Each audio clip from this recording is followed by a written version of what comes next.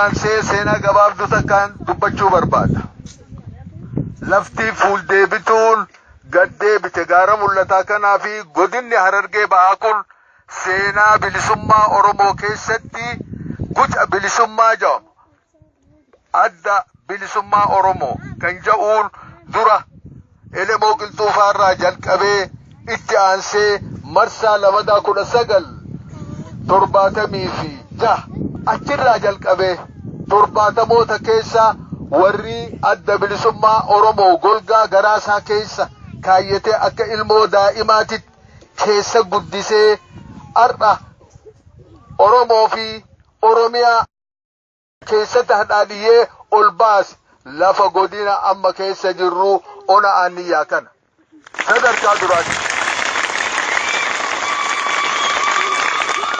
Onni kun warra nu duraa anaa manguddicha kana duraa keessaa jalqabi ijoolleen naannoo tanaa itti hirmaachuun godina guutuu Oromiyaatirraa kun keenya kun sani kan jedhin Wallaggaa Bahaa Baalee Arsii jiddugala Oromiyaa shawarraa kaasi namni warreen hayyoottan san baratan dhufanii keessummeessanii qabsoon bilisummaa Oromoo as keessatti akka hidda gad dhaabbattee sadarkaa amma irra jirru kana geessif ummata kana isinii kun seenaa qabsoo bilisummaa Oromoo keessaa fi seenaa Oromoo keessatti bakka deemnutti addunyaa kanatti osoo maqaa keessan hin dhoyne abbaan fedhe bira kutuu hin danda'u.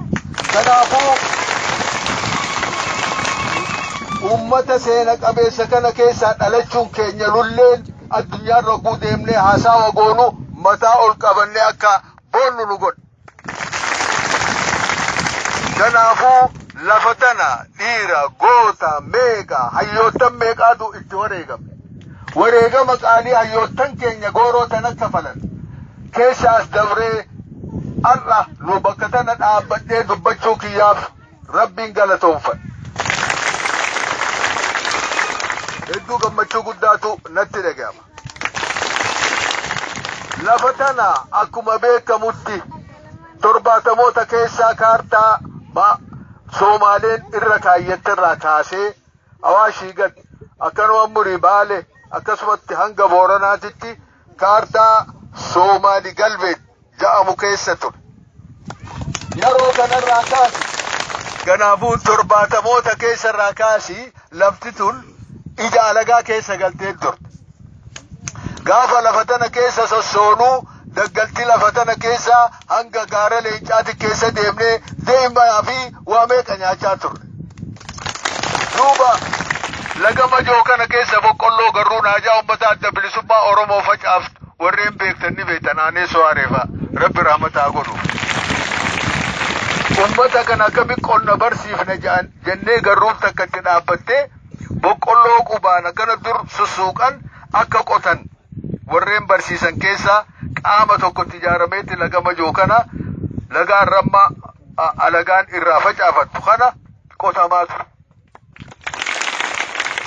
Lafti sun seenaan isii dheertu yoon dubbadhe yeroo nurraa fixaa isin lafa tanarratti humni ittisa ummataa poolisiin Oromiyaa wareegama qaalii kafalanii as dhaabbattanii ammallee gatiisitanii asiin ga'uu keessan har'a Oromiyaa fi godinni Harargee bahaa ittisa ummata kanaatiin nagahummaa gaarri mul'ataa burqaa tirtiraa hanga baddeessaa yookaan galamsoo laga Awaashitti isinii kanaanii nagahummaan isaa eegama.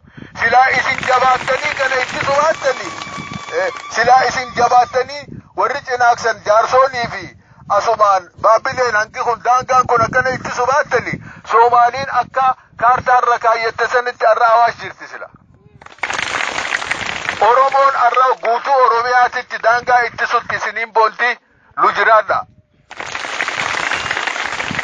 Seenaa gabaabduu kana hanganumaan dheertu yooniin dubbadhe wanni nin garaa kiyya keessaa qabu kanumaanin bira godhu. Kan lamadaa addi bilisummaa Oromoo